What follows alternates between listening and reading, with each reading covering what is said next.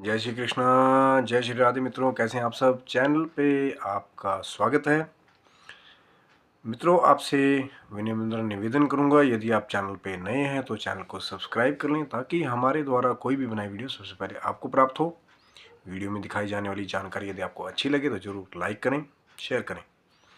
मित्रों, आज एक बहुत ही इंटरेस्टिंग एक बात है, एक प्रश्न है। कई बार बहुत सारे लोगों के मन में आता भी होगा और माँ लक्ष्मी से भी जुड़ा हुआ है।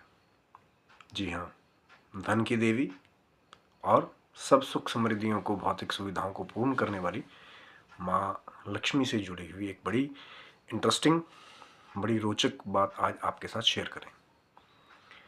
मित्रों, बहुत सारे लोगों ने देखा होगा कि माँ की कई बार वाहन के साथ फोटो होती है, तो कई बार ख्याल भी आता होगा कि क्यों आज का जो हमारा वीडियो को बनाने का जो टॉपिक भी यही है, प्रश्न भी यही है कि क्यों माँ लक्ष्मी ने उल्लू को ही अपना वाहन बनाया। जी हाँ, जो जानते हैं वो बिल्कुल उनको ज्ञान होगा कि माँ लक्ष्मी का जो वाहन है वो उल्लू है।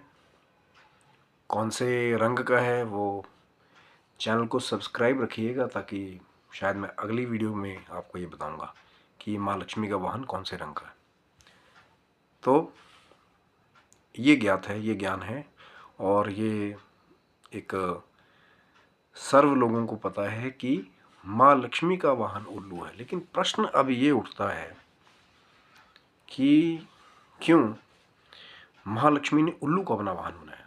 संसार में बहुत सारे और भी प्राणी हैं, बहुत सारे सुंदर जीव हैं, लेकिन उल्लू को ही क्यों अपना वाहन बनाया। कई लोगों के मन में प्रश्न आता होगा, इसलिए मैंने कहा था कि कई बार देख करके कई बार लोग माँ उल्लू के वाहन के साथ का चित्र देखते हैं या जिन्हें पता है कि माँ का वाहन उल्लू है, तो प्रश्न जरूर आता है कि क्यों माँ ने उल्लू को ही वाहन बनाया। तो आज उसका उत्तर देने जा रहा हूँ इस वीडियो में, तो अंत तक बने रहिएगा वीडियो में और चैनल को सब्सक्राइब रखिएगा ताकि जैसे मैंने बताया कि वही प्रश्न की कौन से रंग का उल्लू माँ लक्ष्मी का वाहन है, क्योंकि बहुत सारी प्रजातियां हैं अलग अलग उल्लुओं की और बहुत सारे रंग हैं, लेकिन किस संकेत से पता करेंगे उल्लू आपके घर के बाहर बैठा है तो कौन से रंग का जो उल्लू है वो माँ का वाहन माना जाता है। तो सब्सक्राइब रखिएगा। पर आज का जो प्रश्न है उसका उत्तर दे रहा हूँ कि जो ज्ञान मुझे पता लगा थोड़ा सा कहते हैं कि मेहनत करने के बाद,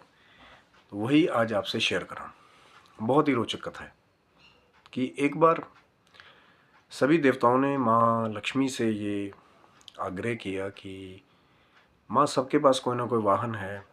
माँ दुर्गा जो है वो सिंह पे सवारी करती हैं, माँ सरस्वती के पास में हंस, श्वेत हंस जो है उनका वाहन है, तो आपके पास भी एक वाहन होना चाहिए। भगवान नारायण स्वयं गरुड़ पे सवार होकर के बहुत जल्दी इधर से उधर चले जाते हैं, तो आप भी कोई वाहन जो है वो बनाइए। तो काफ़ी उनकी अनुनय विनय करने के बाद माँ लक्ष्मी ने स्वीकार किया कि ठीक है कि मैं एक वाहन बनाऊंगी, लेकिन मेरी एक शर्त है, क्योंकि माँ भी तो माँ भगवती का स्वरूप है ना, तो वाहन भी माँ खास तरीके से चुनेंगी।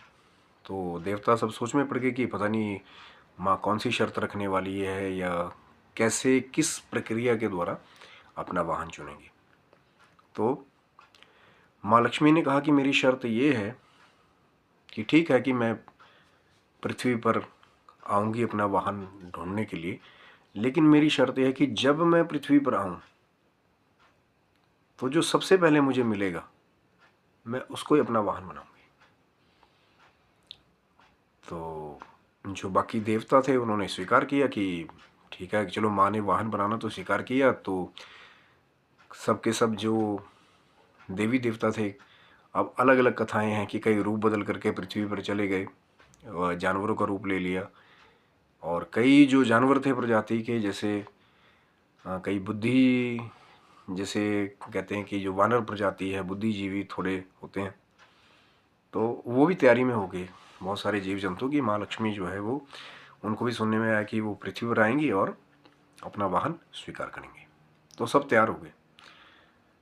कोई 4 बजे उठ गया सुबह, कोई ब्रह्म मुहूर्त में उठ गया, कि देवी देवताओं का टाइम होता है, कि देवी देवता कहते हैं कि ब्रह्म मुहूर्त में विचरण करते हैं। तो कई सुबह सुबह तड़के ही उठ गए कि माँ आएंगी, माँ अपना वाहन स्वीकार करेंगी। क्योंकि जिसको माँ लक्ष्मी ही अपना वाहन बना ले, फिर वो वैभव से रहित कैसे रहेगा।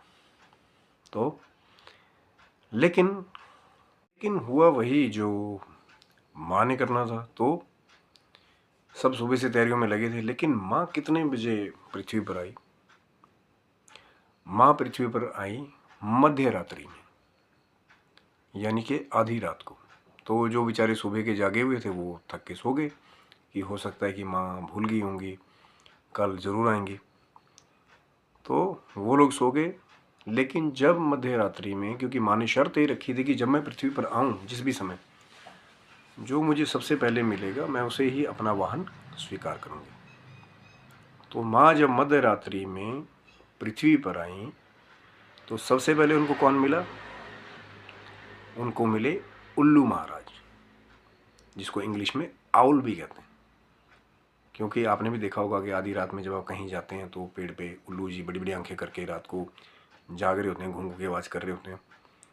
तो माँ ने देखा कि वाह, ये तो मेरा बहुत बड़ा भक्त है कि बेचारा आधी रात तक भी मेरे लिए जाग रहा है, इसको भी जरूर पता लगा होगा कि माँ लक्ष्मी वाहन चुनने वाली हैं।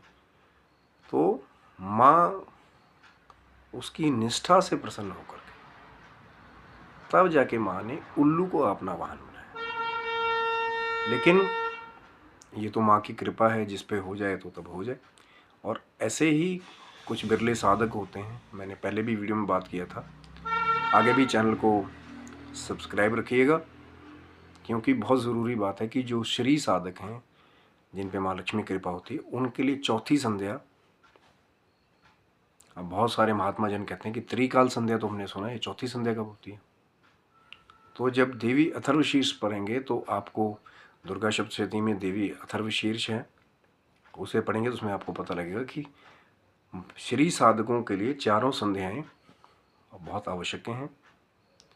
और चौथी संध्या को जो तुरीया संध्या कहा जाता है, वो मध्य रात्रि में चौथी संध्या होती है, जो निश्चित काल के टाइम होती है, जब मध्य रात्रि का टाइम होता है। और निश्चित काल का बहुत बड़ा महत्व है।